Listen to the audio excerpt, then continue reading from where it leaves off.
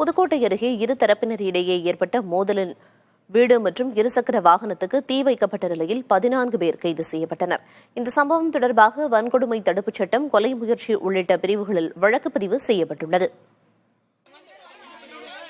வடகாடு பகுதியைச் சேர்ந்த ஒரு தரப்பினர் பெட்ரோல் பங்கில் பெட்ரோல் போடும்போது அவர்களுக்கும் மற்றொரு தரப்பினருக்கும் வாக்குவாதம் ஏற்பட்டதாக கூறப்படுகிறது.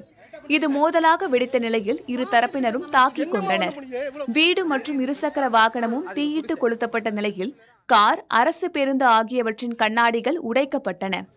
தகவலறிந்து சென்ற காவல்துறையினர் வன்முறையை கட்டுக்குள் கொண்டு வந்ததுடன் 14 பேரை கைது செய்தனர்.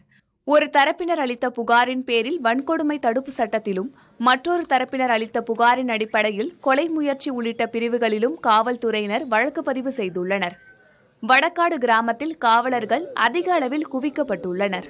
இதனிடையே கோவில் திருவிழாவில் ஏற்பட்ட பிரச்சினையில் இரு தரப்பினரிடையே மோதல் வெடித்ததாகவும் பரவும் வதந்திகளை நம்ப வேண்டாம் என காவல்துறை கேட்டுக் கொண்டுள்ளது.